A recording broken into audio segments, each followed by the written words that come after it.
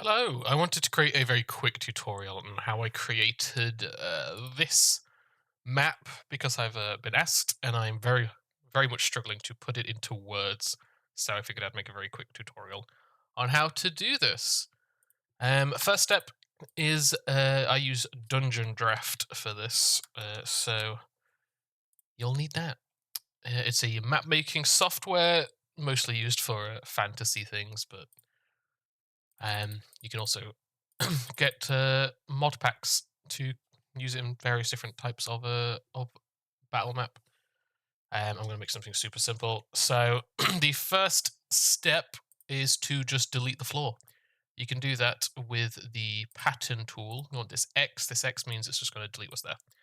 And we're just going to throw all of the predetermined floors away.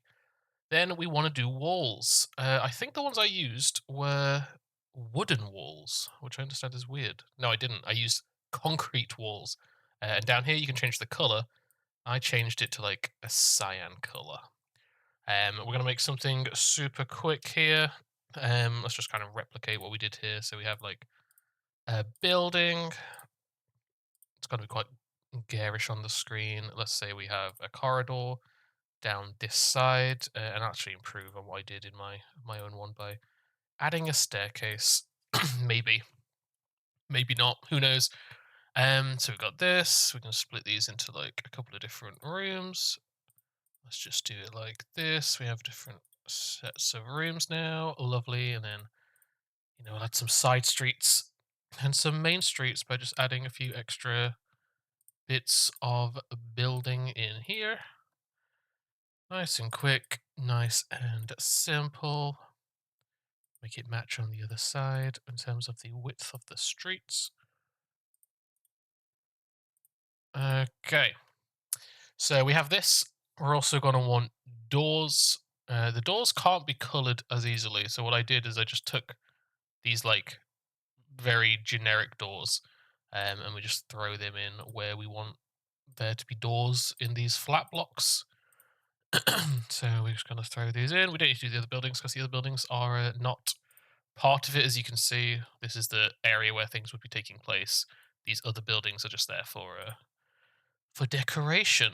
Then we want to turn off the grid, and we're actually done. I think in the dungeon draft bit, we can put windows in if we want. Again, pick the simplest window you can because it's gonna be a little bit difficult in terms of things like recoloring for the windows. So if we do like some windows here, um, that's probably all we need in terms of windows. Turn that grid off. And we want to export this. Don't need lighting, don't need any of that. I usually set it, even though I use Foundry, I set it to roll 20 because it's a similar enough thing. And I guess this is fine.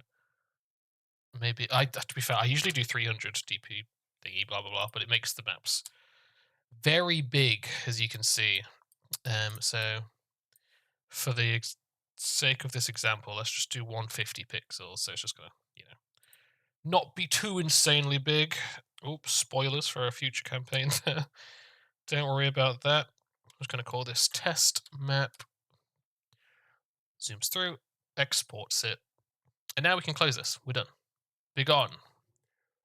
Now what we want to do is we want to open this in Photoshop. It's just going to have to wait a second because my computer is very old and sad and slow.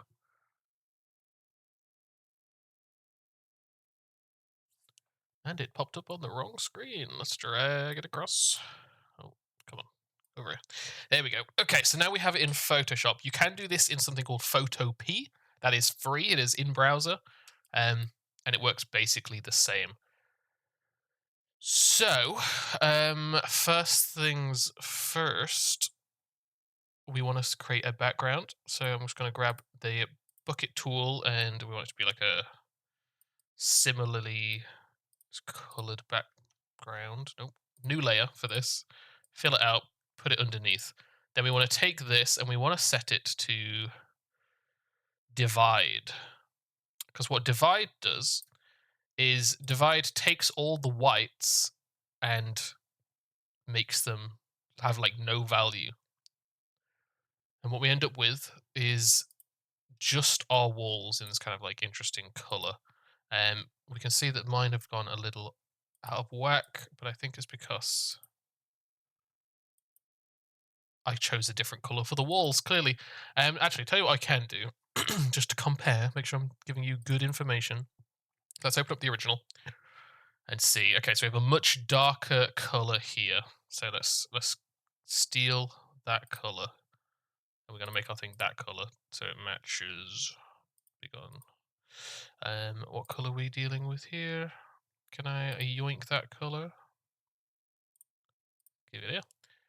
Take it across. Okay, so it's dark. I have duplicated this to make the walls stand out a little bit more. Again, we're having this a very interesting color, but clearly I chose a different original color. So if I turn this off, it's going to have a bit of a blinding effect. Just give it a second. We're going to unlock these and turn it out of that into normal. Yeah, so the issue is that I chose a much darker version, as you can see. So the lighter version you pick, the better the divide is going to look in terms of that. What else have I done? Turn that back on. So yeah, the lighter the better. Mine have got a weird color. I can fix this. If yours end up with a weird color, what you can do is let's delete this layer. Go back to the original one, and you could just play with the curves. The curves are usually good.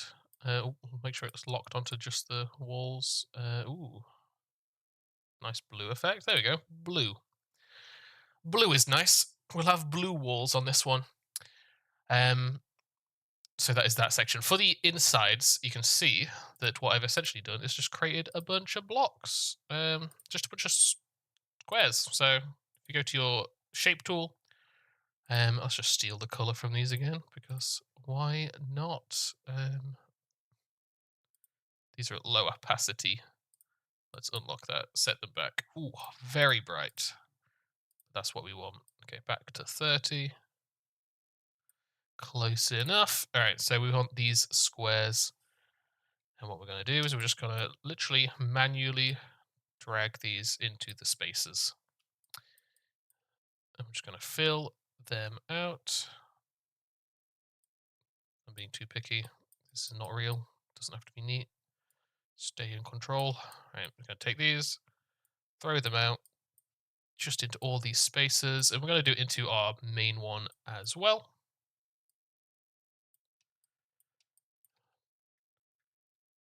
So I'm going to grab one and put it in here. And we want this layer to be merged for one. Oh, I accidentally locked the layers. Do not want to do that. Grab them all. Merge the layers. Here we go, merge shapes. We're going to rasterize it if we need to. Here we do. And we're going to put it underneath our main thing so our walls are still visible. And we're going to lower the opacity nice and low so it just has like a visual stylistic effect on it. So I've also put labels in. That is literally as simple as grabbing your typer. I'm using an impronounceable German font. I downloaded it online. It's a free one, so just head online, grab it, and we're just gonna name like this is Main Street. So we're just gonna type Main Street in, grab our little bit of text. We probably want it to be smaller. We want it to be side angled. If you hold shift, it locks you to some nicer angles, and you don't have to like fight it to look good. And then we shrink that down and place it in a nice spot. There you go. This is now Main Street. It's all marked up, so you can do these as you wish. Again, I think I've just chosen a less bright color, which is why it's obviously a little bit brighter than we would want it, but you can go in here and you can do that yourself. You can be like, okay, yeah, let's fade it down a little bit so it blends in. It's not the main attraction, right? You can fill out all your different labels, your streets, your building rooms. Like I've got these different flat names so that the party could talk about like, oh, I want to go to flat 18 and deal with that situation.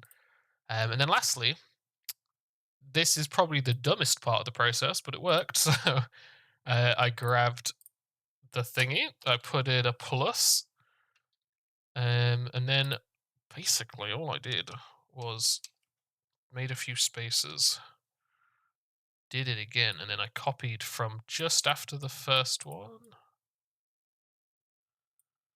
copied that, and then I just spammed uh, paste. Next layer, paste. Just did that over and over again. You can Control A, copy, and then start hitting to just get them all out. And then once you've got what you think is enough, you can drag them to just cover the entire map in some sort of effect, however you like it.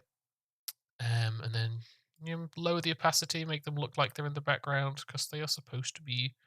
It's just there to add a little bit of like a visual effect. You can see in this one I've given them like a bit more space, made them a little smaller. That is kind of it, to be honest. After that, once you've got your labels in and stuff, and you've done everything you want to do with it, you made it look nice. You can choose your colors. That was it. That's all I did.